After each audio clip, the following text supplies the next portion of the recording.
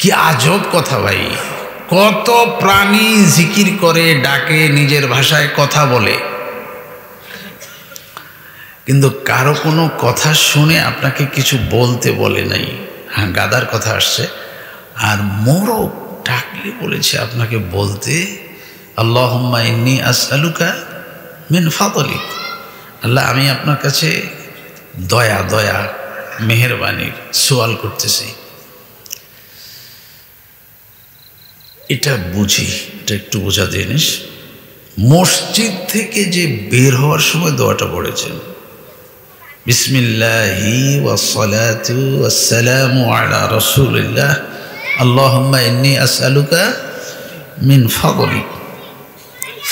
ফদল এই মোরগ ডাকলো, এটা শুনেছেন, এটা পড়েছেন।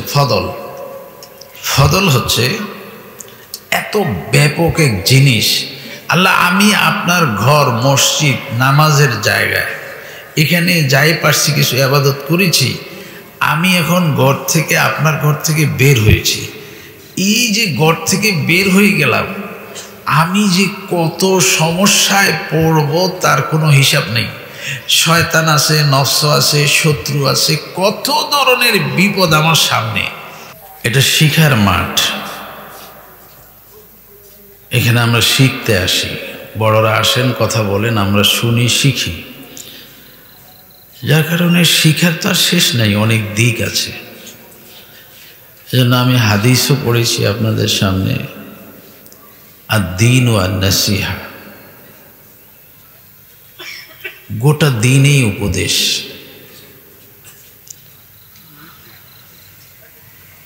প্রথম আলোচনা একটা করি নসিহতের জন্য, আর এটা আমার জন্য বলি, আপনাদের জন্য বলি। আপনাদের এই মাহফিলকে নিয়ে কোনো সমালোচনা না, সমালোচনা গোটা মাহফিলকে নিয়ে। আমি উজানি থেকে আসছি, আমাদের উজানি মাহফিলকে নিয়েও আমি সমালোচনা করে বলি, তাহলে বলাটা আমার সুন্দর হবে। ওয়াজ এক জায়গায়, মাইক 10 জায়গায়, বুঝতে হবে, খুব বুঝবেন। ওয়াজ হচ্ছে এখানে, মাইক আছে অনেক দূরে দূরে। তো আপনার সমস্যা কি? না, আমার কোনো সমস্যা না, আমার কোনো সমস্যা না। আমি বলেছি আমাদের ওখানের মাহফিলেরও এই পদ্ধতি, কিন্তু কিছু কথা বলা শুরু করা দরকার। সময় আসছে, সবাই যখন বলা শুরু করবে তখন সকলের কথাগুলি বুঝে আসবে। আলহামদুলিল্লাহ, ইলকাই কিছু কথা আছে, মানে আল্লাহর বান্দার দিলে ঢেলে দেন, এরকম কিছু কথা আছে। এগুলি মানুষ বুঝে পরে, বড়রা বুঝে আগে। তো যখন মানুষকে বলে তখন মানুষ নেয় না, পরে আসতেই যখন সময় আসে তখন বুঝে। আচ্ছা বলি, একটা বলি, মাইকের এক সমস্যা। সমস্যা কি আওয়াজ কম? না, আওয়াজ তো ভালো, আলহামদুলিল্লাহ। অনেক মাইকে ওয়াজ করতে কষ্ট হয়, আপনাদের এখানে স্পষ্ট আওয়াজ।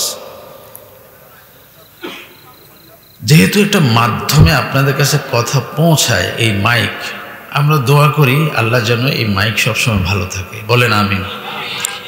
আচ্ছা, মাইকের কোনো সমালোচনা না, সমালোচনা করতেছি, সমালোচনা না, নসিহত। এই যে দূরে দূরে হরনগুলো লাগাই, আবার না লাগালে আবার রাগও করে মানুষ। হ্যাঁ, এত বড় মাহফিল হলো, আমাদের বাড়ি থেকে আওয়াজ শুনলাম না, আমাদের বাড়িতে একটা মাইক দিল না, আমরা কি পয়সা দেই নেই? সমালোচনা। কিন্তু এই মাইকের এই আওয়াজে অনেকের কষ্ট হয়, অনেকের কষ্ট হয়।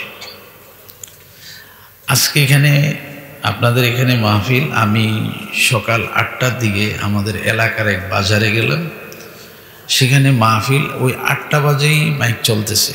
বাজারে দোকানদারের সাথে কথা বলতেছি, লেনদেন করতেছি, ও বুঝে না কিছু, আমিও বুঝি না কিছু। এই যে মাহফিল শুরু হবে সন্ধ্যায়, আসরের পরে, মাইক বাজতেছে সকাল 8টা থেকে, বাজারে মানুষ গল্প বেচা কিনা করতে পারে না আওয়াজে। এটা কি ইবাদত, নসিহত, ওয়াজ? এটা কি? কথা বুঝতেছেন না আপনারা? এই যে এখন রাত হয়ে গেছে, মনে করেন অনেক বাড়ির মাইক বাড়ির চালের উপরে, গাছের উপরে, ওই ঘরে ছোট ছোট বাচ্চারা ঘুমাইতে পারতেছে না মাইকের আওয়াজে। আমি তো ওয়াজে করতেছি, আমি ওয়াজটা কি এটা এখনো বুঝতেছি না। ওয়াজের হাকিকতটা কি? এই বাচ্চাকে কষ্ট দেওয়া? তো হুজুর আপনি এটা শুরু করলেন কেন? না, আমি শুরু করি,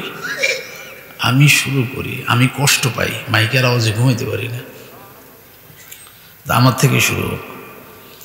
অনেক বৃদ্ধা আছেন, এত রাত জাগনা থাকবেন না, ওনারও ঘুমাইতে কষ্ট হয়। অনেক অসুস্থ আছেন,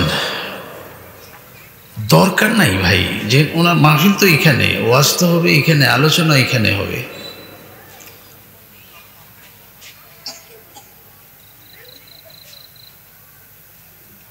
আজকে কি হয়েছে, আজকেরটা বলি। আজকে আপনাদের এখানে মাহফিল, আমরা মসজিদে নামাজ পড়তেছি, মাইক চালু হয়ে গেছে। মানুষের এখনো ভিতরের নামাজ শেষ হয় নাই, মাইক চালু হয়ে গেছে। যে এখন আপনি যদি এই কথাটা না বলেন, এই কত মানুষের নামাজ নষ্ট হচ্ছে।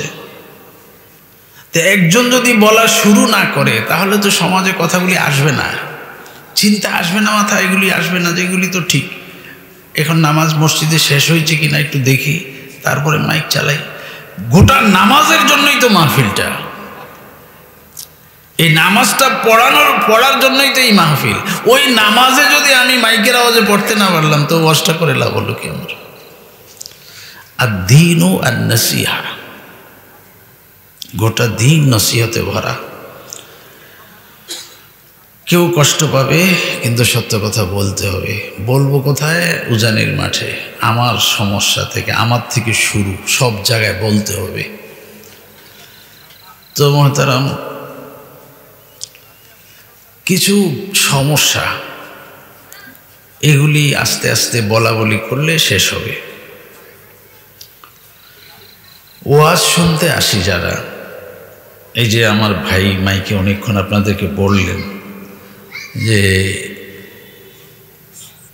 যারা নামাজ শেষ করে এদিক ওদিক ঘুরতে ফিরতে গেছেন, সময় নষ্ট না করে আপনারা মাহফিলে চলে আসেন। এই যে একটা কথা না, এই কথাটা আপনি সময় নষ্ট করতেছেন, আপনার এই কথাটাও বলার দরকার নেই। এর কারণ কি জানেন? এই মানুষ এখন, আমাদের তবিয়ত এরকম, আমরা কখন যাব না যাব, মাইকের আওয়াজে কে কি বললো এগুলি দেখার টাইম নেই। ও ঠিক ওর টাইম মতো আসবে, আপনি যতই ডাকেন এটা আপনার সময় নষ্ট হবে। ও এটা কিন্তু বিন্দুমাত্র ফলো করবে না, একটু ফলো করবে না। যে কি বলতেছে না বলতেছে, আমাকে যাইতে বলতেছে তাড়াতাড়ি। আপনি কি চা রেখে আসবেন না চা খেয়ে আসবেন? চা খেয়ে আসবেন না আপনি। তো সময় নষ্ট তো আমি করতেছি, আপনি তো সময় নষ্ট করতেছেন না, আপনি তো চা খাইতেছেন। এরকম কিছু কথা শুধু শুধু বলা বলি হচ্ছে, কোনো কাজে আসেন এগুলি। আর দ্বীন ও আর নসিহা, এই জন্য মাঝে মাঝে এগুলি বলা হয়। ইমাম সাহেব মোনাজাত দেন নামাজের সালামের পরে, তো মোনাজাত হাত উঠাবে কি উঠাবে না এটা নিয়ে একটু তর্ক আছে, কিন্তু দোয়া নিয়ে কোনো তর্ক নাই। দোয়া নিয়ে কোনো তর্ক নাই। আজানে নামাজের সালামের পরে অনেক দোয়া আছে, এগুলি তো সুন্নাহ, মানে একেবারে মাসনুন দোয়া আছে সালামের পরে, এগুলি নিয়ে কারো কোনো আপত্তি নেই। হ্যাঁ, কোনো কোনো এলাকায় বলে যে হাত তোলা যাবে না, কোনো কোনো এলাকায় বলে হাত তোলা যাবে।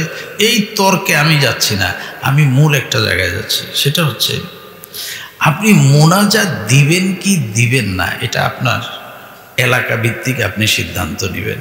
কিন্তু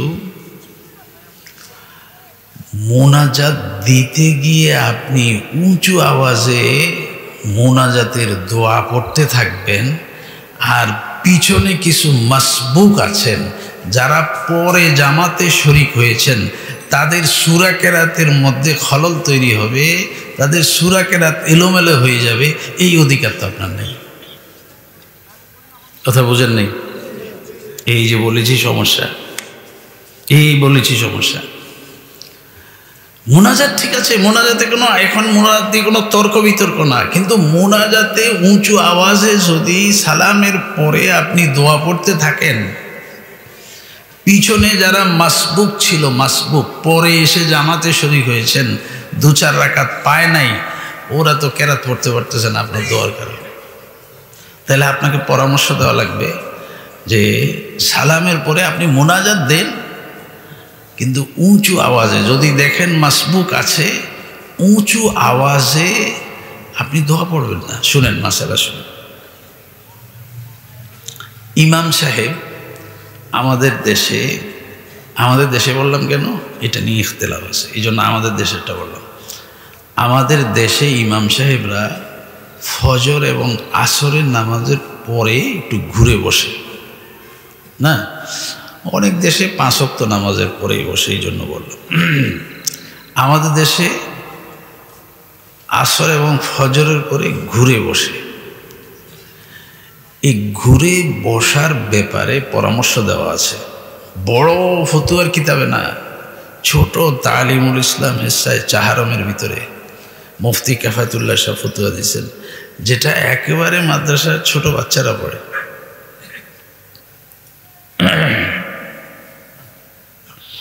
ওখানে উনি ফতুয়া লিখেছেন, ইমাম সাহেব যখন ঘুরে বসবেন, বসার আগে উনি খেয়াল করবেন ওনার সোজা সোজা পিছনে কোনো মাসবুক আছে কিনা। মাসবুক মানে বুঝেন না, যিনি পরে জামাতে এসে কি হয়েছেন, শরীক হয়েছেন। যদি মাসবুক থাকে তাহলে উনি এখন ঘুরবেন না, তার চেহারা বরাবর হবেন না, ওনার নামাজ শেষ হলে পরে ঘুরবেন। এতটুকু সতর্ক মাসবুকের ব্যাপারে। জামাতে নামাজ পড়তেছে, কত বেশি অ্যালার্ট, যেন কোনোভাবে তার নামাজে কোনো বিঘ্নতা সৃষ্টি না হয়। বলেছে তুমি যদি এখন তার দিকে তাকায় থাকো, সে যদি তোমার দিকে তাকায় থাকে, তো নামাজে তো একটা বিঘ্ন সৃষ্টি হবে। তো তুমি একটু ওয়েট করো, যদি তোমার বরাবর থাকে, পিছনে হলে, দূরে হলে, ডানে বামে হলে কোনো সমস্যা নেই। তোমার বরাবর যদি কোনো মাসবুক থাকে 1-2 কাতারের মধ্যে, তাহলে তুমি ঘুরে বসার আগে একটু সোজা পিছনে কেউ আছে কিনা দেখো, তারপরে ঘুরো। আর যদি দেখো মাসবুক আছে তো এখন ঘুরিও না। তাহলে বোঝা গেছে সালামের পরে ইমাম সাহেব একটু ফিকির করা লাগবে, আমার নামাজের জামাতের সাথে যারা পড়েছেন, আমার পিছনে কেউ মাসবুক আছে কিনা। যদি মাসবুক থাকে তো আমি তো উঁচু আওয়াজে দোয়া করতে পারি না। আবার এখন বলিয়েন না নাজায়েজ বলছে, আমি নাজায়েজও বলি না, আমি পরামর্শমূলক কথাগুলি বলতেছি। নাজায়েজ তো বলে মুফতি সাহেবরা, আমরা তো নাজায়েজ বলি না, আমরা পরামর্শ দিই।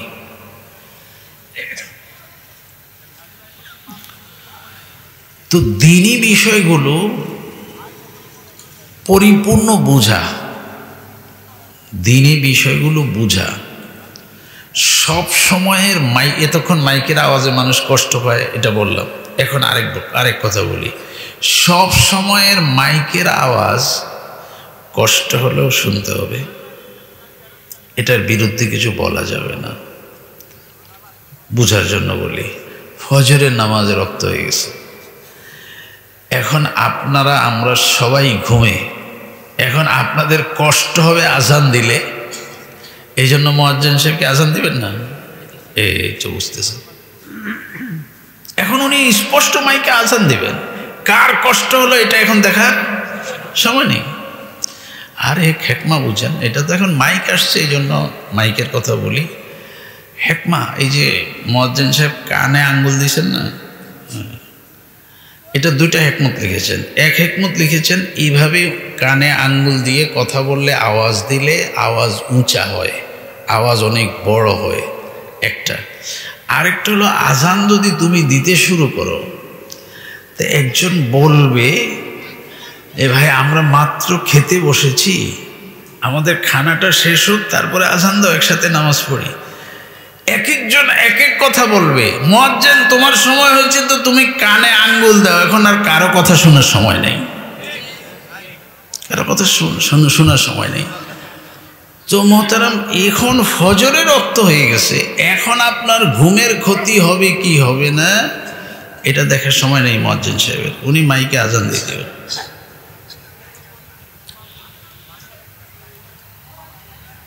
আপনার বাড়িতে মোরগ আছে, মোরগ, এই মোরগ আপনার ঘুমের চিন্তা করে না, আপনি তো মালিক, আপনার ঘুমের ক্ষতি হবে কি ক্ষতি হবে না এটা সে চিন্তা করে না, সময় মতো চিৎকার করে উঠে। শব্দটা শোনাইলাম চিৎকার, কিন্তু সে জিকির করে। জিকিরও সাধারণ জিকির না, অসাধারণ জিকির। এই জন্য আমাদের নবী মুহাম্মদুর রাসূলুল্লাহ সাল্লাল্লাহু আলাইহি ওয়াসাল্লাম বলেছেন, রাতা মোরগ, মানে রাতা মোরগ, এটাকে গালি দিও না। আজীব আজীব কথা, লা তাসুব্বু দিক, এটা হাদিস। মোরগকে গালি দিও না, কেননা মোরগ মানুষকে নামাজের আহ্বান করে, নামাজের জন্য জাগায় দেয়, ঘুম থেকে জাগায় দেয়, মানুষকে আল্লাহর কথা স্মরণ করায় দেয়। এই দায়িত্ব যেহেতু মোরগকে দেওয়া হয়েছে, এই জন্য মোরগ তোমাকে যদি কষ্ট দেয় গালি দিও না। তার মানে কি? তার মানে হচ্ছে আপনার ঘরে একটা মোরগ ঢুকেছে, আমি মুরগির আলোচনা করতেছি না, মোরগের কথা বলতেছি, যেহেতু হাদিসে মোরগের কথা বলছে। আপনার ঘরে একটা মোরগ ঢুকেছে, এটা সেটা নষ্ট করে, আপনি এটাকে ঘর থেকে দৌড়াবেন, তো খুব জোরে একটা গালি দিলেন, ধমক দিলেন, অথবা হাতের কাছে লাঠি ছিল, লাঠি মারলেন, না, মোরগ হলে এটা করবেন না, মোরগ হলে এটা করবেন না, কারণ নিষেধ করা হয়েছে, নিষেধ করা হয়েছে। আল্লাহ, আল্লাহর জিকির করে মানুষকে ঘুম থেকে জাগায়।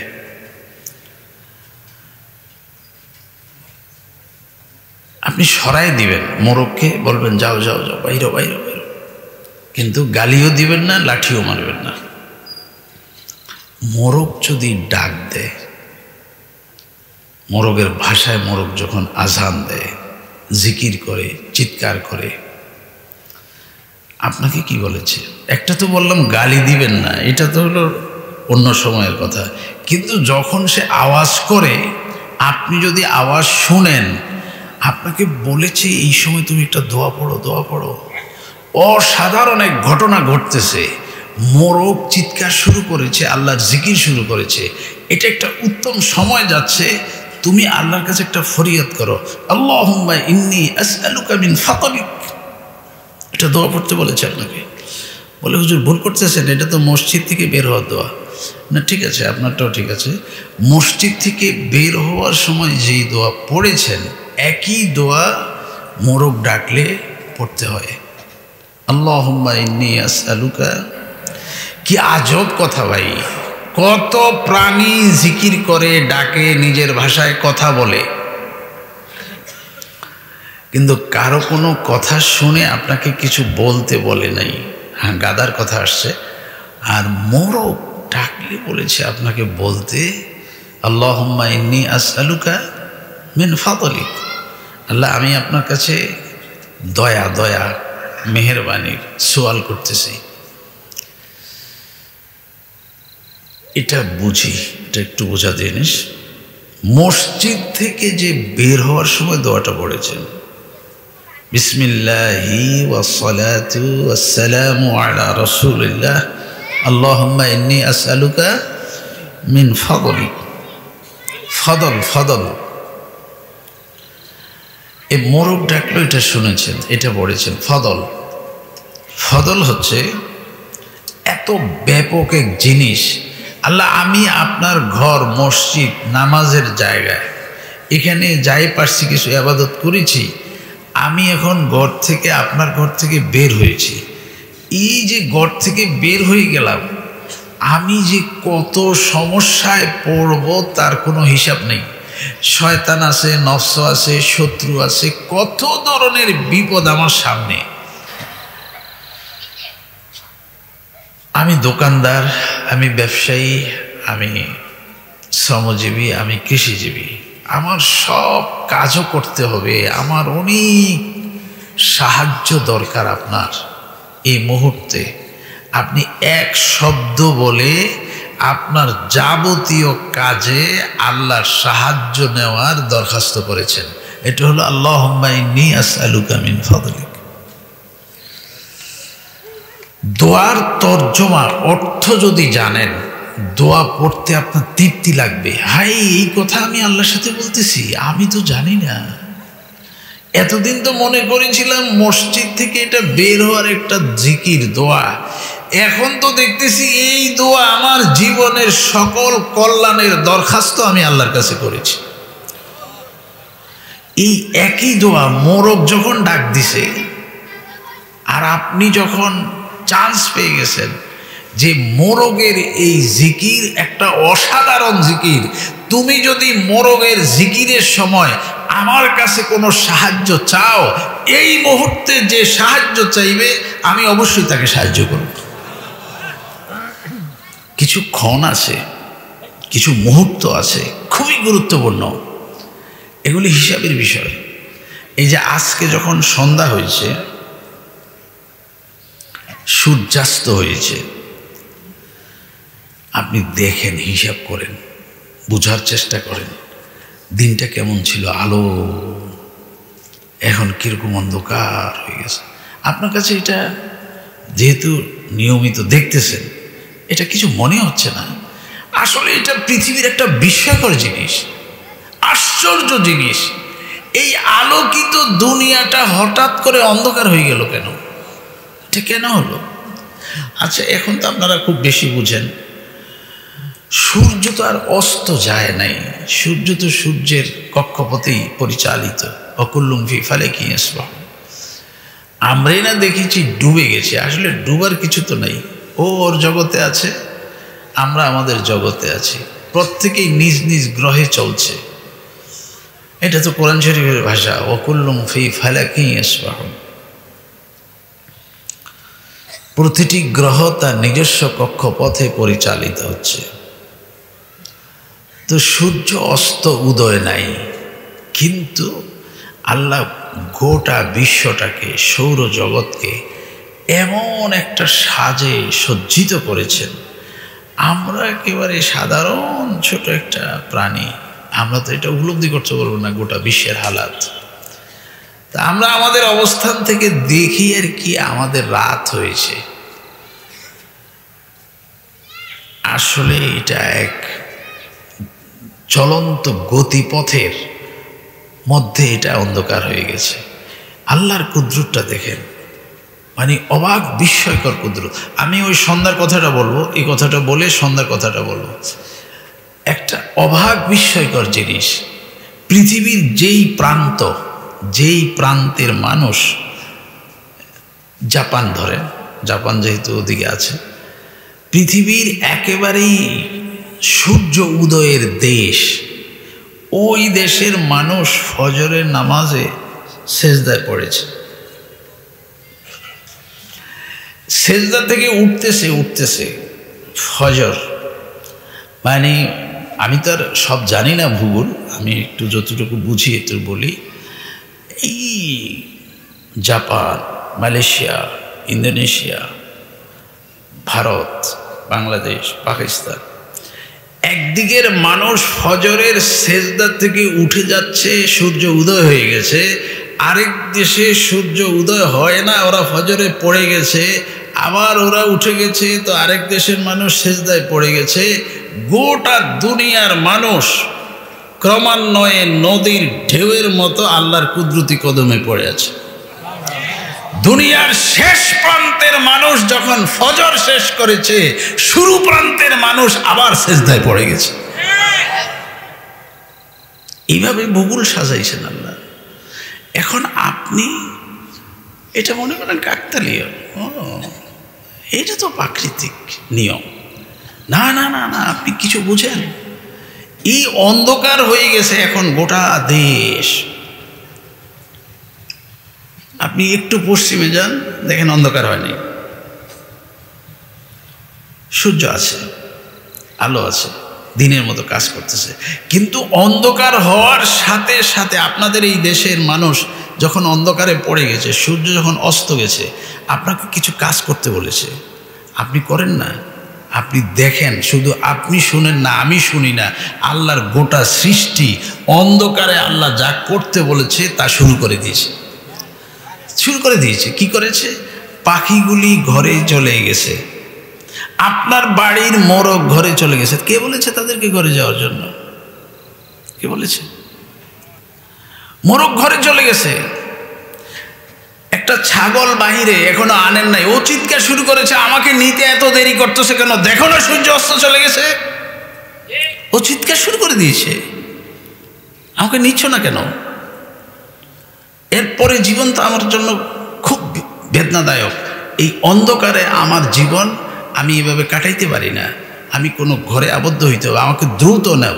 ছাগল একটু সূর্য অস্ত গেলেই, মানে অস্ত যাওয়া শুরু করলেই চিৎকার শুরু করে দেয়, যদি আনতে দেরি হয়। এখন মোরগ চিৎকার করে। আপনার বাড়িতে যে পাখিগুলি খাওয়ার জন্য দূর দূর চলে গিয়েছিল, ওরা ফিরে চলে আসছে। ফিরে এসে ওরা আল্লাহ জিকিরে লিপ্ত হয়ে গেছে।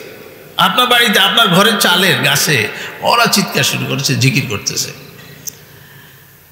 আপনাকে কি বলেছে? আপনাকে বলেছে মাগরিবের নামাজ পড়ার জন্য। না, মাগরিবের নামাজ পড়ার আগেও কথা আছে। আমাদের নবী মুহাম্মদুর রাসূলুল্লাহ সাল্লাল্লাহু আলাইহি ওয়াসাল্লাম সূর্য যখন অস্ত যেত, এটা একটা অবাক করা কাণ্ড। গোটা দুনিয়া ছিল একরকম, এখন আরেক রকম হয়ে গেছে। উনি এই কথাটাকে দোয়ার ভাষায় আল্লাহর কাছে একটা দরখাস্ত করার জন্য বলতেছেন, আল্লাহুম্মা ইন্না হাযা ইকবালু লাইলিকা ওয়া ইদবারু নাহারিকা ওয়া আসওয়াতু দুআতিকা ফাগফিরলি। বড় আজীব। আল্লাহ তো সৃষ্টি করেছেন, আল্লাহ সব করেছেন, উনি এগুলি জাগাইতেছেন। দিন চলে গেছে, রাতের আগমন ঘটতেছে, গোটা পৃথিবীতে আল্লাহর জয়ধ্বনি, বড়ত্বের আলোচনা, জিকির শুরু হয়েছে। পাখিরা পাখির জায়গায়, মোরগ মোরগের জায়গায়, সব জিকির শুরু করেছে। মানুষও জিকির শুরু করেছে, সালাতুল মাগরিবের জন্য প্রস্তুতি নিচ্ছে।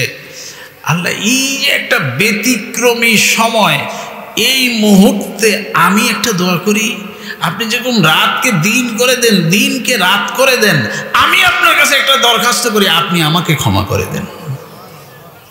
কিছু ক্ষণ আছে, কিছু মুহূর্ত আছে, দোয়া আল্লাহ ফিরা না। মোরগ ডাক দিলে আল্লাহুম্মা ইন্নী আসআলুকা মিন ফাদলিক, আল্লাহ ফিরাবেন আপনাকে। সূর্যাস্তের সময় আল্লাহর কাছে ক্ষমা চাইবেন। ভাষা নবীর ভাষা হলে ভালো। কিভাবে ক্ষমা চাইবেন? আল্লাহুম্মা ইন্না হাযা ইকবালু লাইলিকা ওয়া ইদবারু নাহারিকা ওয়া আসওয়াতু দুআতিকা ফাগফিরলি। ভালো ভালো দোয়ার কিতাবে এইসব দোয়া পেয়ে যাবেন। হাদিস পড়তে পারলে তো আরো পাবেন। ক্ষণ, মুহূর্ত, এগুলি বুঝে বুঝে দোয়া করতে পারলে আল্লাহ খুব শোনেন। আরেকটা ক্ষণ করি, কয়েকটা ক্ষণ মুহূর্তের কথা বলি, বড় আজব মুহূর্ত, আল্লাহ দোয়া কবুল করেন। আপনি যখন বাজারে যাবেন, বাজারে, এটা বলে নেই একটা কথা, বাজার যেহেতু আসছে বলি। আজকে আপনাদের উজানি মাদ্রাসায় সকাল 11টায় একটা পরামর্শ সভা ছিল। ওখানে মাদ্রাসার পাশে 3 বাজারের ব্যবসায়ীরা আসছেন। ব্যবসায়ীরা এখানেও যেহেতু কিছু ব্যবসায়ী ভাই আছেন, এই জন্য ওই কথাটা আপনাদের এখানে বলি আর ওই ক্ষণটা বলি একসাথে। তো ব্যবসায়ী ভাইদের কাছ থেকে আমরা কিছু পরামর্শ নিয়েছি আর আমরা কিছু নসিহা পেশ করেছি। যেহেতু আমাদের মাহফিল মাদ্রাসার, উজানি মাদ্রাসার মাহফিল একদম কাছে, আগামী বৃহস্পতি ও শুক্র, আজকে বৃহস্পতি চলছে, আগামী বৃহস্পতি ও শুক্রবার হওয়ার কথা রয়েছে। যদি আল্লাহর হুকুম থাকে, দুনিয়া ঠিক থাকে, সব কিছু ঠিক থাকে। তো আমাকে বলা হয়েছে একটু কথা বলার জন্য, তা আমি একটু বললাম যে আপনারা ব্যবসায়ী, ব্যবসা তো অনেক ভালো জিনিস, অনেক ভালো জিনিস। ব্যবসা করা সুন্নত, সমস্ত সাহাবায়ে কেরাম ব্যবসা করেছেন। তারপরে বলেছি যদি আপনি সত্যিকার ব্যবসায়ী হন তাহলে আপনার ইনকাম আমার ইনকাম থেকে ভালো। আমি ওয়াজ করি, আমি মসজিদে নামাজ খুতবা দেই, আমি মাদ্রাসায় পড়াই, এই টাকাগুলি থেকে আপনার ইনকাম ভালো। ওটা ওনাদেরকে বলতেছি, আপনাদেরকে বলি, স্পষ্ট বলি। টাকাটা দেওয়ার কথা ছিল সরকার, যেহেতু ইসলামী রাষ্ট্র নাই, এই জন্য এই মসজিদের টাকা, মাদ্রাসার টাকা, মোবাল্লিগ মানে যারা ওয়াজ করেন তাদের টাকা সরকারের কোনো খাত থেকে আসে না। এই জন্য আমাদের মুতাআখিরিন উলামায়ে কেরাম, পরবর্তী উলামায়ে কেরামরা সিদ্ধান্ত নিয়েছেন যদি মাদ্রাসায় কোনো টাকা না দেওয়া হয়, মসজিদে কোনো টাকা না দেওয়া হয়, ওয়াজ যারা করেন তাদেরকে কোনো টাকা না দেওয়া হয়, তাহলে তো দ্বীনের কাজও বন্ধ হয়ে যাবে। যেহেতু সরকার দিচ্ছে না, দ্বীনের কাজ বন্ধ হয়ে যাবে। তখনই কোনো রকম একটু নেওয়ার অনুমতি দিয়েছে। আমার এই টাকার থেকে আপনার ব্যবসার টাকা আরও ভালো, যদি আপনি সত্যিকার ব্যবসায়ী হন। তো আমি যে কথাটা বলতেছিলাম সেখানে, আপনারা এক তো ভালোভাবে ব্যবসা করেন, এইটা অনেক বড় ভালো কাজ। আরেকটা হলো আপনাদের একটা বড় ইনকাম আছে, এই ইনকামটা আমরা সবাই পারি না, যেহেতু আমরা প্রতিদিন বাজারে যাই না। নবী সাল্লাল্লাহু আলাইহি সাল্লাম বলেছেন তোমরা যদি বাজারে যাও তাহলে 1 লক্ষ মতান্তরে 10 লক্ষ নেকি কামাই করে আসিও। তো সাহাবারা বললেন হুজুর বাজারের থেকে নেকি কামাই করে আসবো? না, বাজারে গেলে 10 লক্ষ নেকি কামাই করে আসবো। তো বলে এটা কি? বলে শুধুই কয়েকটা কথা বলবো। লা ইলাহা ইল্লাল্লাহু ওয়াহদাহু লা শারীকা লাহু লাহুল মুলকু ওয়া লাহুল হামদু ইউহয়ি ওয়া ইউমীতু ওয়া হুয়া হাইয়্যুন লা ইয়ামুতু বিয়াদিহিল খায়র ওয়া হুয়া আলা কুল্লি শাইইন কাদির। এটা বলো বাজারে গিয়ে। তো এক হাদিসে 1 লক্ষ, আরেক হাদিসে 10 লক্ষ নেকি তোমার আমলনামাতে লিখে দেওয়া হবে। এখন দেখেন গেলেন কেন, পাইলেন কি? এখানে একটা ক্ষণ বুঝাই, কিছু মুহূর্ত আছে আল্লাহ এত বেশি দেন। কেন দেন? এই কেনটা শুনেন। কেন হচ্ছে বাজারে মানুষ উদাসীন থাকে, গাফেল থাকে, আল্লাহর কথা মনে থাকে কম। আপনাকে বলি না, আমাকে বলি, আমরা যারা বাজার করি, আমরা বাড়িতে মোটামুটি নামাজ পড়ি, বাড়িতে গেলে, বাজারে গেলে কখনো কখনো নামাজ ছুটে যায়। সত্য না মিথ্যা? এই কথাটা সত্য না মিথ্যা? অনেকের ছুটে যায়, অনেকের ছুটে যায়। কেন? ওই গাফেল, এটা গাফেল সময়।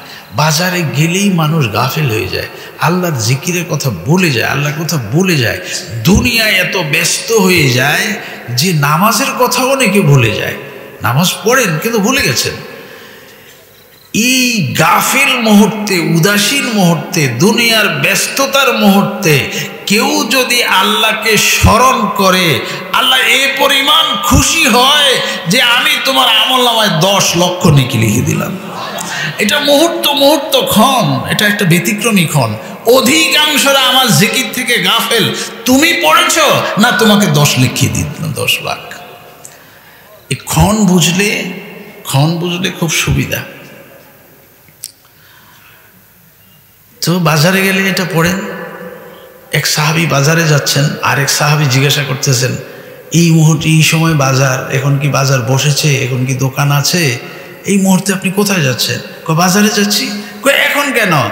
রাস্তায় যাদের সাথে দেখা হবে তাদেরকে সালাম দিব আর 1 লক্ষ নেকি কামাই করে চলে আসবো, আর অন্য কোনো কাজ নেই, অন্য কোনো কাজ নেই। এই 1 লক্ষ নেকি কামাইতে উনি যাইতেছেন। বলেন কি পড়বেন? লা ইলাহা ইল্লাল্লাহু ওয়াহদাহু লা শারীকা লাহু লাহুল মুলকু ওয়া লাহুল হামদু ইউহয়ি ওয়া ইউমীতু ওয়া হুয়া হাইয়্যুল লা ইয়ামুতু বিয়াদিহিল খায়র ওয়া হুয়া আলা কুল্লি শাইইন কাদির। পড়লেন না, পড়াইলেনও না, এগুলি তো বাচ্চাদেরকে মাদ্রাসা শিখায়, এই ছোট ছোট বাচ্চারা এগুলি পারে। আল্লাহ আমাদের সকলের ছেলে মেয়েকে দোয়া কালাম কোরআন সহি শুদ্ধ করে পড়ার তৌফিক দান করেন। ক্ষণ বুঝেন, ক্ষণ, তাহলে দোয়া করে তৃপ্তি পাবেন। আল্লাহ এরকম, আল্লাহ এরকমই, এই ধরনের বান্দাদেরকে একটু বেশি দিতে চান, একটু বেশি দিতে চান। খুব বুঝবেন, নফল বুঝবেন, নফল ফরজের পাশাপাশি নফল বুঝবেন। নফল আল্লাহকে সন্তুষ্টি করার এক মহামাধ্যম। এই দেখেন আর কি কিছু না, এগুলি অনেক বড় জিনিস, অনেক বড় জিনিস।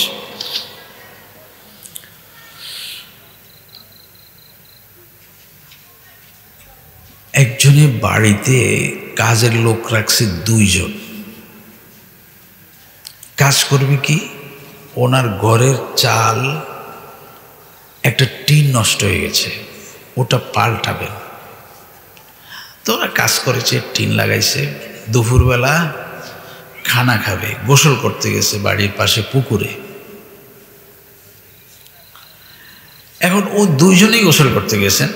একজন ফিরে এসে মালিককে বলতেছেন, আপনার কি জাল আছে, মাছ ধরার জাল? তো বললো যে হ্যাঁ আছে, একটু জালটা দেন। তো বললো জাল দিয়ে কী করবা? আমি গোসল করতে গিয়ে দেখলাম কিছু মাছ এক জায়গায় বসে আছে, ভাসতেছে, তো পুকুর যেহেতু আপনার, মাছগুলি ধরে নিয়ে আসে। তো জাল মেরে মাছ ধরে নিয়ে আসছে। মালিক তো খুশি হয়ে গেল, হাই এই মাছ তো আমি আরো কয়দিন ধরতে গেলাম, আমি তো মারলাম উঠলো না, তুমি তো ধরে ফেলেছো। দেখি বুঝানোর জন্য একটা দৃষ্টান্ত। খেতে বসেছেন, গোসল করেছেন, নামাজ পড়েছেন, খেতে আসছেন, ওই 2 মিস্ত্রি কাজের লোক, মালিক নিজেই খানা দিচ্ছেন, পরিবেশন করতেছেন। চামচ, মাছ, গোশত যাই দিতে যান, কেন যেন মাছ যে ধরেছে তাকে একটু বেশি দিতে মনে চায়। এটাকে বলে নফল ইবাদত। কথা কি বুঝতেছেন? এটাকে কি বলে? ফরজ ইবাদত কোনটা? ঘরের চাল ঠিক করা। ফরজ ইবাদত কোনটা? এই মিস্ত্রির ফরজ কাজ ছিল কোনটা? ঘরের চাল ঠিক করা। মাছ ধরার কি কোনো কথা ছিল? এটা কি? নফল, অতিরিক্ত। অতিরিক্ত নফল মানে কি? অতিরিক্ত। কিন্তু দেওয়ার সময় মালিকের মন গলে গেছে। হ্যাঁ, ফরজের পাশে নফলের এই জন্য গুরুত্ব বলা হয়। তো মহতারাম, এই ছোট ছোট জিনিসকে ছোট মনে না করি, এগুলির দ্বারা আল্লাহ খুশি হয়ে যান, অনেক বেশি খুশি হয়ে যান। যেহেতু নফল কথাটা আসছে, এই জন্য আরেকটা কথা বলি। ফরজ নামাজ মসজিদে, নফল নামাজ ঘরে, এটা ভালো, এটা খুব ভালো। নফল নামাজ ঘরে পড়ার চেষ্টা করেন। নিজের বাচ্চা কাচ্চা যারা আছে এরাও আপনার সাথে উঠা বসা করবে, নামাজের অভিনয় করবে, নামাজ শিখবে, নামাজ একটা পরিবেশ ঘরে কায়েম হবে। একজন আরেকজনকে বলবে, এ কথা বলিও না, কথা বলিও না, দাদা নামাজ পড়তেছে। আরেকজন বলে, এ কথা বলিও না, কথা বলিও না, আম্মু নামাজ পড়তেছে। এই যে একটা পরিবেশ কায়েম হচ্ছে ঘরের ভিতরে, দিনই চর্চাটা কায়েম হচ্ছে, এটা আপনার ঘরে নফলের কারণে হচ্ছে। এরপরে আপনার সাথে যে ছোট বাচ্চারা উঠা বসা করেছে, রাকাত ঠিক নেই, কেরাত ঠিক নেই, সূরা ঠিক নেই, এই উঠা বসা নামাজটা আল্লাহ কবুল করে ফেলেছে। এখন ফেরেশতা থেকে বলেছে লেখো, ফেরেশতা বলবো লিখবো কোথায়? ও তো আমল নামা চালু হয় নাই। কথা বুঝেন নাই? যেখানে লিখবে ও তো ওটা চালু হয় নাই, সে তো শিশু মানুষ, ও তো আমল নামা নাই, কোথায় লিখবো? কয় তাইলে তার মার আমল নামা বা বাবার আমল নামা যেটা চালু আছে, এই সওয়াবটা তাদেরকে দিয়ে দাও। এত সহজ, কিছুই মনে করলেন না আপনি নফলকে। মাঝে মাঝে ঘরে নামাজ পড়েন না, পরিবেশটা ভিন্ন রকম হবে।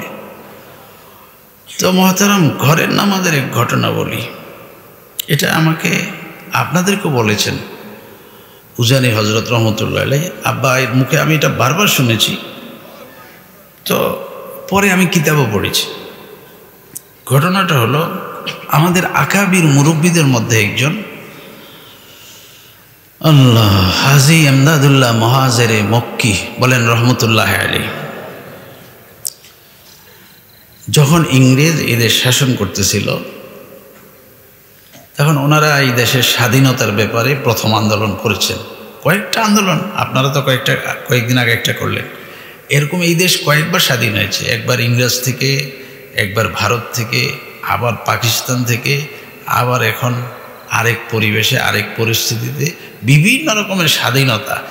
এই যে সময় ইংরেজকে যখন এই গোটা ভারতবর্ষ থেকে সরায়, তখন আন্দোলনের সূচনা যারা করেছেন ইমামে রব্বানী শেখ রশিদ আহমদ গঙ্গোহী রহমতুল্লাহ আলাইহি, কাসেম নানুতুবি রহমতুল্লাহ আলাইহি, হাজী এমদাদুল্লাহ মহাজেরে মক্কি রহমতুল্লাহ আলাইহি, এদের ব্যাপারে ইংরেজ সরকার গ্রেপ্তারি পরোয়ানা জারি করেছেন।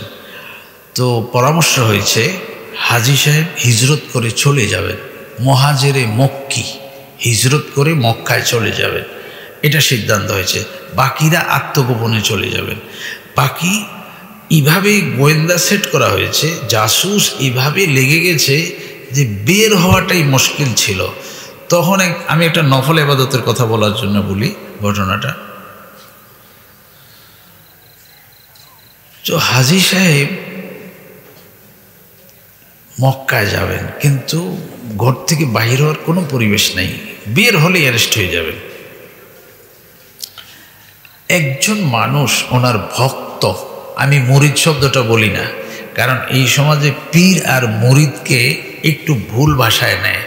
আমি এই জন্য দুটো শব্দ এই ভাষায় না বলে আপনাদেরকে আরেক ভাষায় বলি।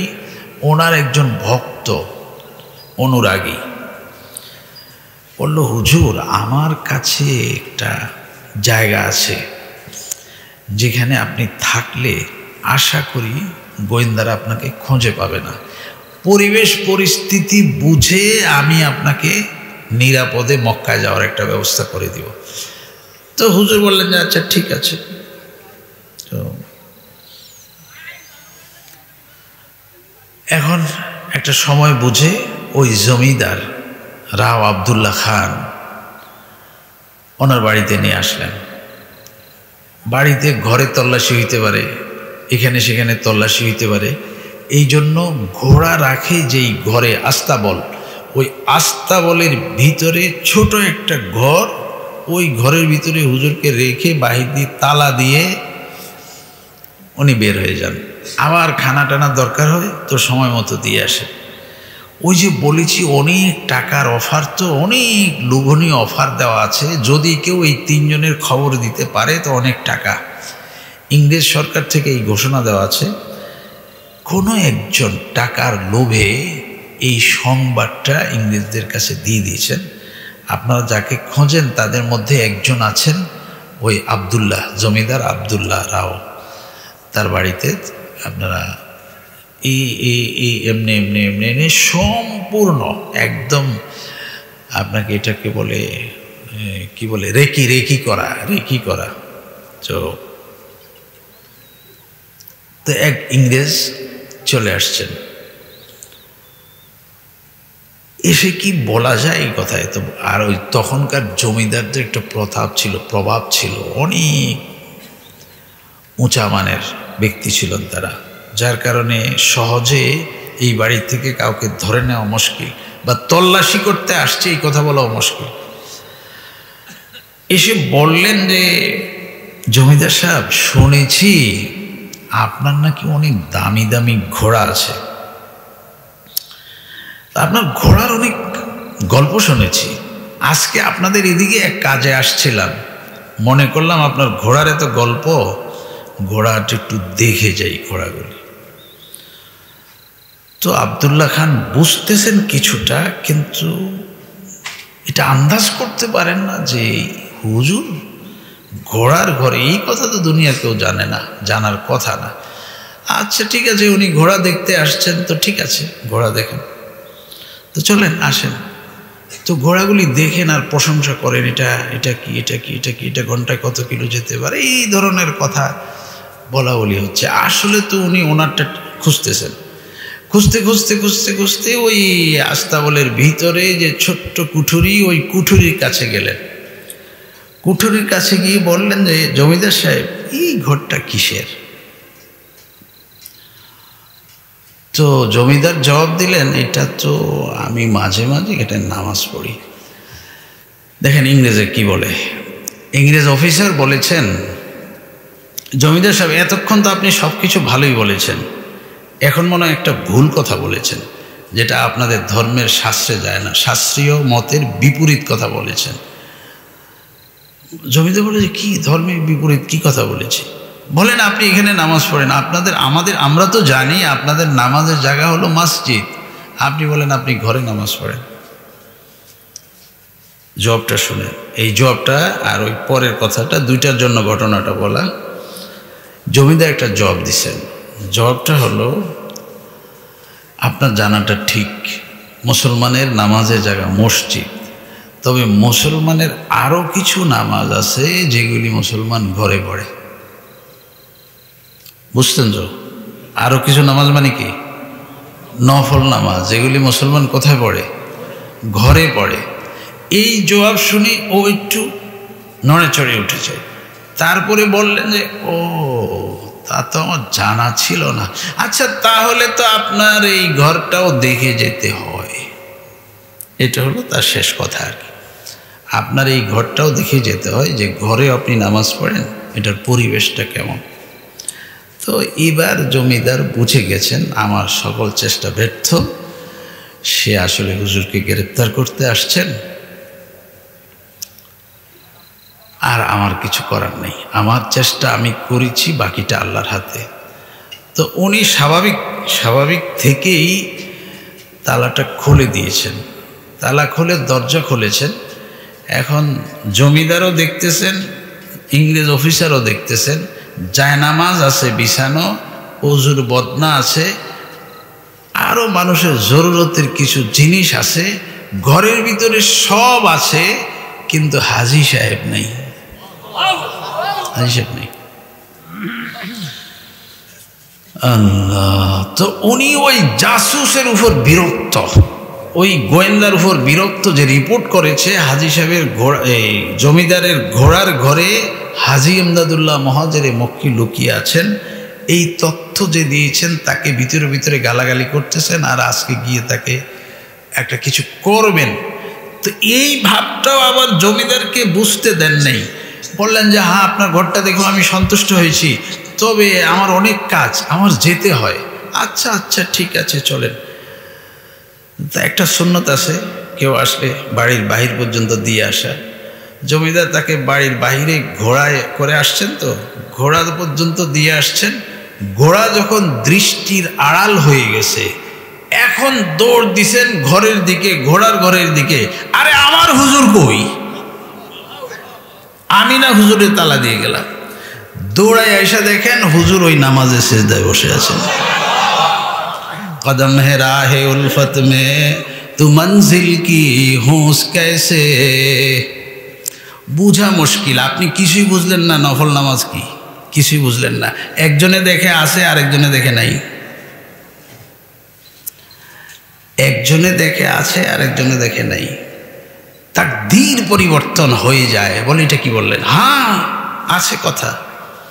ছেলে বলি একটা হাদিস, আমাদের নবী মোহাম্মদ রাসূলুল্লাহ সাল্লাল্লাহু আলাইহি ওয়াসাল্লাম বলেছেন, বদনজর, বদদৃষ্টি, কুদৃষ্টি, এটা এত মারাত্মক, বুঝেন, এটা এত মারাত্মক, মানুষকে কবরে নিয়ে ছাড়ে, ওটকে রান্নার পাতিলে নিয়ে ছাড়ে। বদদৃষ্টি। আপনি যদি বলেন তাকদীর, হ্যাঁ তাকদীরে এইসব কথাই থাকে, তাকদীর অনেক জটিল। বদদৃষ্টি, মানুষের কুদৃষ্টি, নজর এত ভয়ঙ্কর, মানুষকে কবরে নিয়ে যায়, ওটকে রান্নার পাতিলে নিয়ে যায়। তার অর্থ কি? কারো প্রতি যদি কারো বদদৃষ্টি পড়ে, খারাপ দৃষ্টি, এটা আস্তে আস্তে আস্তে আস্তে সব শেষ হইতে হইতে হইতে কবরে যায়। আর ওটের প্রতি, ওট মানে যে কোনো প্রাণী, এটা দৃষ্টান্ত শুধু ওট আসছে, যে কোনো প্রাণীর প্রতি যদি নজর পড়ে তো এটা আস্তে আস্তে আস্তে আস্তে এত দুর্বল হয়, মানুষ বলে এটা রেখে লাভ নেই, জবাই করো, খাইয়ে লাও, শেষ, এটা রান্নার পাতিল। তো ওটের প্রতি যদি বদদৃষ্টি পড়ে এটা রান্নার পাতিলে চলে যায়, মানুষের প্রতি যদি বদদৃষ্টি পড়ে তো এটা কবরে চলে যায়। এত ভয়ঙ্কর হচ্ছে বদদৃষ্টি। মানুষের চোখের মধ্যেই পাওয়ার আছে, আপনি এটা মানেন, খুব মানেন, খুব বিশ্বাস করেন। এই জন্য আপনারা গলার মধ্যে বাচ্চাদের এতগুলি তাবিজ দেন। জিজ্ঞাসা করলাম যে এতগুলি তাবিজ কেন? বললেন যে বদদৃষ্টির থেকে বাঁচার জন্য।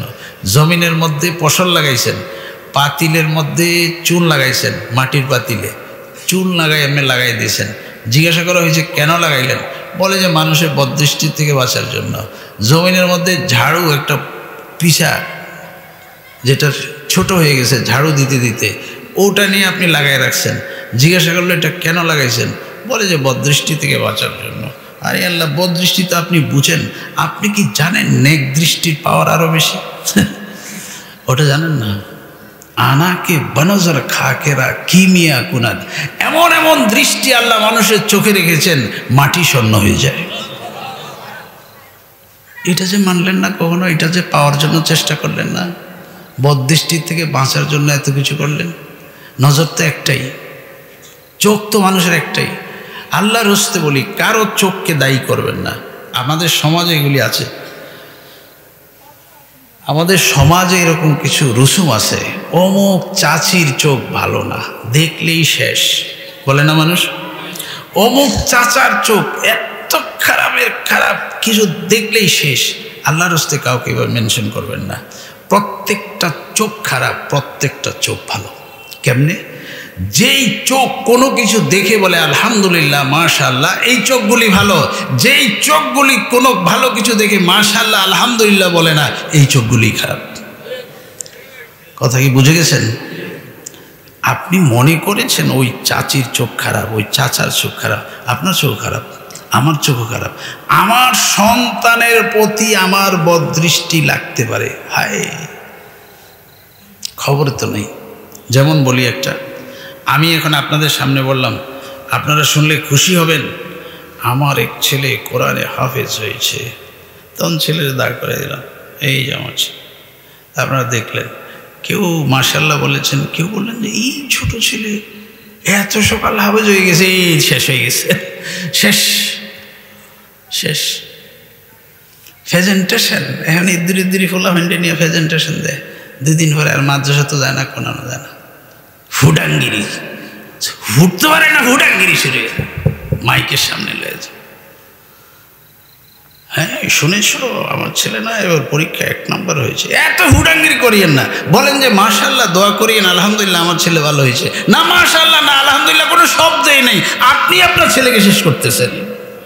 আরেকজন লাগবে না, ওই চাচির চোখ লাগবে না, চাচার চোখ লাগবে না, আপনার চোখেই শেষ হয়ে গেছে, আপনার মুখেই শেষ হয়ে গেছে। আল্লাহ আস্তাগফিরুল্লাহ আস্তাগফিরুল্লাহ আস্তাগফিরুল্লাহ। কথা অনেকগুলি বলে ফেললাম। তো মহতারাম, গুরুত্ব আছে নফলের, ফরজের পাশাপাশি অনেক গুরুত্ব দিবেন। ছোট ছোট দোয়া। আর একটা কথা বলে শেষ, আমার কথা শেষ। একটা ক্ষণ বুঝাইতেছি, কিছু ক্ষণ আছে বড় দামি দামি। এক ক্ষণ বললাম যে মোরগ যখন আজান দেয়, মোরগ যখন জিকির করে, ওই ক্ষণ যখন মসজিদ থেকে বের হবেন খুব খেয়াল করে আল্লাহুম্মা ইন্নী আসআলুকা মিন ফাদলিক, আল্লাহ আমি ব্যবসা যাচ্ছি, খেতে যাচ্ছি, জমিনে যাচ্ছি, বাড়িতে যাচ্ছি, কত ধরনের বিপদ থাকে, আপনার দয়া চাই, আপনার সাহায্য চাই, এটা বলে আল্লাহর ঘর থেকে বের হবেন। প্রসঙ্গটা বলি, আমাদেরকে এটা বলেছেন বিশ্ব, মানে আমাদের এই গোটা বিশ্বের একজন শীর্ষ আলেম আল্লামা তাকি উসমানী হাফিজাহুল্লাহ। এই বাংলাদেশ সফরে বসুন্ধরা ইসলামিক রিসার্চ সেন্টারে ওনার বয়ানে আরও 15-20 বছর আগের কথা, উনি বলেছেন যে মসজিদে প্রবেশের সময় যে একটা দোয়া, মসজিদে প্রবেশের সময় বলেন, দোয়া বলেন, হ্যাঁ, বিসমিল্লাহি ওয়াসসালাতু ওয়াসসালামু আলা রাসূলিল্লাহ আল্লাহুম্মা ইফতাহলি দেখেছেন বাচ্চারা কত শুদ্ধ উচ্চারণ করে বাচ্চারা আমার থেকে সুন্দর উচ্চারণ করে মাশাআল্লাহ বলেন আলহামদুলিল্লাহ। আচ্ছা, তো এই দোয়াটা বলার সময় একটু খেয়াল করি, এই হলো বড়দের কাজ। দোয়া তো আজীবনে পড়লাম, যখন হুজুর বললেন যে দোয়াটা পড়ার সময় একটু খেয়াল করিও, তখন চিন্তা করলাম হয় খেয়াল মানে কি? আবার দোয়া তো দোয়ায় না, একটু খেয়াল করো কি বলো, কথাটা কি বলো। এই যে দেখেন আপনারা এখানে বসে আছেন, এখানে এই আরবি শব্দ জানেন, দোয়ার অর্থ জানেন, এরকম আলেম আছেন, ছাত্র আছেন, কিন্তু আপনি কোনো খেয়াল করেছেন কিনা? হুজুর বলে খেয়াল করো, আল্লাহুম্মা ফতাহ লি, আল্লাহ আপনি আমার জন্য খুলে দেন, খুলে দেন আবওয়াবা রাহমাতিক, আপনার রহমতের সকল দরজা। কি আজীব তর্জমা! আমি আল্লাহর কাছে মসজিদে রহমতের ঘরে ঢুকতেছি আর বলতেছি আমার জন্য আপনার রহমতের সকল দরজা খুলে দেন। হুজুর বললেন একদিন যদি তোমার এই কথা কবুল হয় বলো, আর তোমার কি লাগে? আর কি লাগে? ক্ষণ বোঝেন, ক্ষণ এক একটা মুহূর্ত আছে আল্লাহ খুব শুনেন। এই যে মসজিদে একটা রহমতের ঘরে ঢুকতেছেন, সবচেয়ে দামি জায়গা মসজিদ, ওখানে আপনি ঢুকতেছেন, ডান পা দিয়েছেন, ইতিকাফের নিয়ত করেছেন, বিসমিল্লাহ বলেছেন, সালাতু সালাম পড়েছেন, মসজিদে প্রবেশে জিকির শুরু করেছেন, আল্লাহুম্মা ফতাহ লি আবওয়াবা রাহমাতিক, আল্লাহ আমার জন্য আপনার রহমতের সকল দরজা খুলে দেন। একদিন যদি দরজাগুলি খুলে যায় তো আমার আর কি লাগে? ক্ষণ বুঝে বুঝে দোয়া পড়েন। একটা ক্ষণ বলে শেষ করি, যেটা মাগরিবের কথা থেকে শুরু করলাম। মাগরিবের কথা বলে ফেলেছি, দোয়া পড়ে আপনি রাতে ঘুম থেকে যখন জাগবেন, এটা আমার শেষ আজকের আলোচনা, শেষ কথা। রাতে যখন ঘুম থেকে জাগবেন, ঘুম থেকে জাগার পদ্ধতি তিনটা। ঘুম থেকে জাগার পদ্ধতি তিনটা।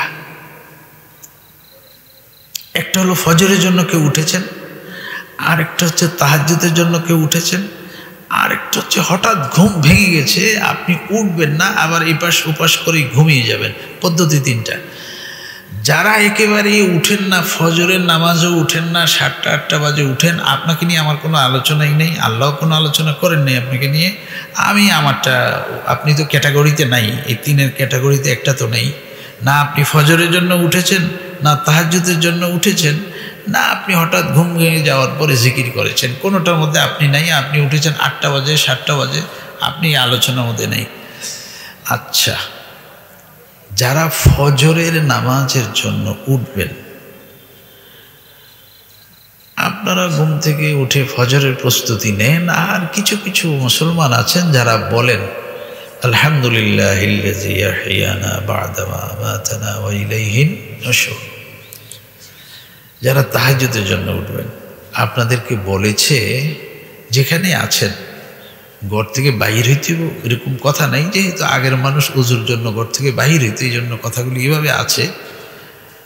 তুমি বের হয়ে মাথা উঁচু করে আকাশের দিকে তাকাও, তুমি স্পেশাল একটা দোয়া পড়ো, স্পেশাল। এটা সবাই পড়বে না, আর সবাই ক্ষণও নেই। তাহাজ্জুদের জন্য সবাই উঠবে না, আর এই দোয়া পড়ার ক্ষণ তার মুহূর্ত আসবে না। তুমি স্পেশাল, তুমি যেহেতু উঠেছ তো তুমি বলো ইন্না ফি খালকিস সামাওয়াতি ওয়াল আরদ ওয়া ইখতিলাফিল লাইলি ওয়ান নাহার লাআয়াতুল লিউলিল আলবাব আল্লাযীনা ইয়াযকুরুনাল্লাহা কিয়ামান ওয়া কুউদান ওয়া আলা জুনুবিহিম। এই যে সূরা আলে ইমরানের শেষ 10 আয়াত, এখান থেকে কয়েকটা আয়াত মাথা উঁচু করে আপনাকে তাহাজ্জুদের সময় পড়তে বলেছে। আরেকটা হলো এপাশ ওপাশ করে ঘুমিয়ে যাবেন। হয়তো কোনো শব্দ শুনেছেন, ঘুম ভেঙে গেছে, অথবা কোনো একটা দুঃস্বপ্ন দেখেছেন, ঘুম ভেঙে গেছে, অথবা এমনিতেই ঘুম ভেঙে গেছে, রাত্র মাত্র 12টা 1টা, এখন উঠবেন না। আপনাকে বলেছি এই সময়টাকে ফেলনা করিও না, এই সময়টাকে অযথা ছেড়ে দিও না। যেহেতু আল্লাহ তোমাকে জাগাই দিছেন, তুমি কিন্তু মৃত, মারা গিয়েছিলা, আল্লাহ আবার যখন জাগাইছেন আবার তুমি ঘুমাইবে, তো ঠিক আছে। এই সময়টাতে একটা জিকির করে সময়টাকে সাক্ষী করে দাও, তুমি বলো সুবহানাল্লাহ আলহামদুলিল্লাহ ওয়ালা ইলাহা ইল্লাল্লাহ আল্লাহু আকবার ওয়ালা হাওলা ওয়ালা কুওয়াতা ইল্লা বিল্লাহ, এক বাক্য। আরেক বাক্য হচ্ছে লা ইলাহা ইল্লাল্লাহু ওয়াহদাহু লা শারীকা লাহু লাহুল মুলকু ওয়া লাহুল হামদু ওয়া হুয়া, এখানে ইউহয়ী ওয়া ইউমীত লাগবে না, ওয়া হুয়া আলা কুল্লি শাইইন কাদির। এই দুই দোয়া, দুই বাক্য বলে তুমি বলো। আরেকটা কথা নবী শিখিয়েছেন, আল্লাহুম্মা গফিরলি, আল্লাহ আপনি আমাকে ক্ষমা করে দেন। তারপরে এই বিশেষ মুহূর্তে যেহেতু দুনিয়ার সব মানুষ ঘুমিয়ে আছে, দুনিয়ার বহু মানুষ উঠতেছে আর ঘুমাইতেছে, তুমি এক ব্যতিক্রমী মানুষ, কেউ তো এই সময় জিকির করে না, শুধু তুমি মাত্র আমার একটু প্রশংসা করেছ। এবার তোমার মনে যা চায় তুমি বলো, আমি